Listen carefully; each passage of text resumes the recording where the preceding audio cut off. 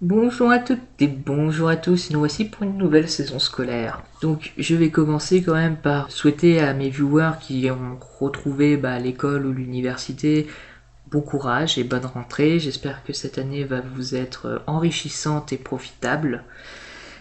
Et ma foi, pour les travailleurs aussi, je vous souhaite quand même bonne année, il n'y a pas de raison. Et que voilà, rempli de bonheur, de joie et de plein de bonnes choses. Donc pour commencer cette nouvelle saison, j'ai dit on va recommencer les vidéos d'une série qui marche bien, comprendre comment marche Internet. Je me suis dit que j'allais aborder les VPN, donc Virtual Private Network. Pourquoi ce sujet? Parce que hormis dans les initiés, on va dire, ceux qui s'y connaissent un petit peu en informatique, c'est vu comme quelque chose d'anonymisation, un outil d'anonymisation qui va nous permettre de discuter avec des gens de manière chiffrée, de choses qui est souvent dans l'opinion mal vue, et ça va nous permettre par exemple de pirater des films ou des conneries comme ça. Il faut arrêter que les gens psychotent. Le VPN, c'est quand même quelque chose, une technologie qui est extrêmement pratique, essentiellement dans le milieu professionnel. Et je me suis dit qu'il est temps d'expliquer à ceux justement qui potentiellement ne connaissent pas le VPN, de leur montrer justement qu'est-ce qu'il apporte, à quels besoins il répond, et que non, ce n'est pas une mauvaise chose. Donc imaginez que vous êtes une entreprise. Vous allez évidemment proposer des services pour vos utilisateurs, pour vous, pas pour vos clients, j'entends vraiment pour vos salariés. Par exemple, un outil de suivi, par exemple, le service qui permet de gérer les congés, le service paye, etc. Vous allez avoir des informations, des interfaces pour vos salariés pour qu'ils puissent saisir différentes informations, consulter différentes informations, etc. Sauf qu'évidemment, ces informations, vous ne voulez pas les publier sur Internet et accessibles à tous. Ce sont des données que vous souhaitez justement garder en interne. C'est tout le principe. Donc pour ça, vous allez mettre tout simplement un serveur sur votre réseau local d'entreprise, puis derrière, vous allez faire des règles de pare-feu pour que à aucun moment vous allez pouvoir y accéder depuis l'extérieur. Donc c'est-à-dire que l'ensemble des machines qui sont connectées sur le réseau local d'entreprise vont pouvoir accéder à ce serveur sans problème, et par contre toute connexion qui va venir depuis Internet ne va pas pouvoir se connecter sur le serveur. Grâce à ça, vous êtes sûr que seules les personnes qui sont branchées sur votre réseau local peuvent accéder à ces informations, ce qui limite quand même le risque potentiel d'attaque. Et ça marche très bien sur les entreprises où les salariés sont forcément dans l'entreprise. Sauf que c'est rarement le cas. On peut avoir des travailleurs détachés, des personnes qui travaillent chez elles, on peut avoir des commerciaux qui vont badrouiller un peu partout pour aller chercher des clients, on peut travailler en régie et donc on va vendre différents employés à des clients, et donc ces employés vont travailler dans les bureaux du client, et donc l'ensemble de ces personnes ne seront pas forcément branchées sur notre réseau local d'entreprise. Et pourtant, ça serait bien qu'elles puissent accéder à leur service de congé, à leur service de paye, à leur service de tout plein de choses qui normalement est réservé pour les gens de l'entreprise. Alors qu'est-ce qu'on fait dans ces cas-là? Alors on va créer une DMZ, alors ça ce n'est pas obligatoire évidemment, mais comme vous pouvez le voir dans ma vidéo sur les DMZ, c'est quand même quelque chose qui est recommandé parce que ça apporte une couche de sécurité en plus. Mais sinon on peut très bien faire directement le serveur sur notre réseau local et s'amuser avec le pare-feu depuis là. Bref, pour mon cas on va vouloir sécuriser nos services, donc ici nous avons notre travailleur détaché, donc notre travailleur qui se trouve sur un site externe, et ici nous avons notre réseau d'entreprise. Donc l'idée c'est que tout le monde puisse accéder ici à un routeur. Routeur qui va avoir des règles de pare-feu, qui va pouvoir contrôler qui passe et ne qui passe pas, qui va amener ici vers un serveur, le serveur que l'on souhaite, où il va falloir s'authentifier pour avoir les services que l'on souhaite. Là, littéralement, ce qu'on est en train de faire, c'est tout simplement de faire un extranet. Ça veut dire qu'on va rendre quelque chose d'accessible sur le net, donc accessible depuis l'extérieur, mais il va falloir s'authentifier pour aller plus loin et pouvoir accéder à différents services. Il y a juste quelques problèmes, c'est que moi là évidemment je vais devoir communiquer pour accéder à ce serveur via Internet. Or Internet c'est une grosse masse, ça représente le nuage et on ne sait pas trop ce qui s'y passe et potentiellement il peut y avoir des gens on va dire suspects qui vont pouvoir potentiellement écouter tout ce qui se dit et voler différentes informations, etc. Et ça, évidemment, on ne le veut pas. Si on a mis toute cette architecture en place, c'est justement pour sécuriser à peu près nos échanges. Donc on n'a pas envie que des gens écoutent ce qui se passe. Alors qu'est-ce qu'on fait? C'est très simple, on va créer ce qu'on appelle un tunnel. Nous allons mettre une sorte de gaine qui va relier directement de manière opaque l'utilisateur et le routeur, donc la zone cible. Et en fait, quand l'utilisateur va vouloir se connecter au SODI router, il va passer quelque chose en entrée, ça va passer dans cette gaine, ça va transiter dans cette gaine, et ça va ressortir pour le routeur.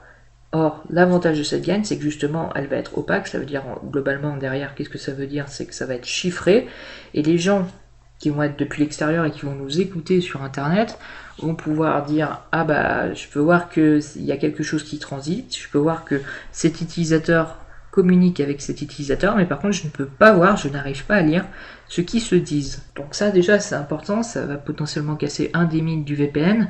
Par définition, on a sûrement des VPN qui proposent un service d'anonymisation en plus, mais de base, le VPN n'anonymise pas du tout.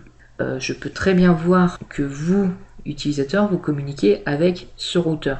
Le but du VPN, c'est vraiment mettre une gaine, mettre un tunnel qui rend opaque votre communication, et donc c'est le fait que je ne puisse pas lire ce qui transite. Ici, moi, les pirates, ils ne pourront pas lire ce que je dis.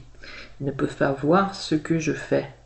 J'ai resimplifié le schéma, je reviens sur notre architecture, on va dire globale. Ici, il va falloir que je fasse en sorte que mon serveur ne soit accessible que sur les personnes qui sont dans le réseau local d'entreprise. Et l'idée, c'est que je vais créer un canal sécurisé avec cette personne et je vais faire en sorte que cette personne soit considérée comme si elle faisait partie du réseau local d'entreprise. Et donc, quand elle va vouloir accéder au serveur, il va y avoir toutes des règles de pare-feu, et le pare-feu va vérifier est-ce que tu es sur le réseau local d'entreprise? Nous on va lui dire oui, et du coup on va pouvoir y accéder. Et donc pour ce faire, on va devoir justement créer ce canal, ce tunnel. Et comment ça se fait? C'est très simple, c'est qu'on va encapsuler nos données, et tout ce qui sera à l'intérieur sera tout simplement crypté. Donc là vous allez gueuler parce que j'ai mis crypté au lieu de chiffré. Tant pis. C'est... tant pis.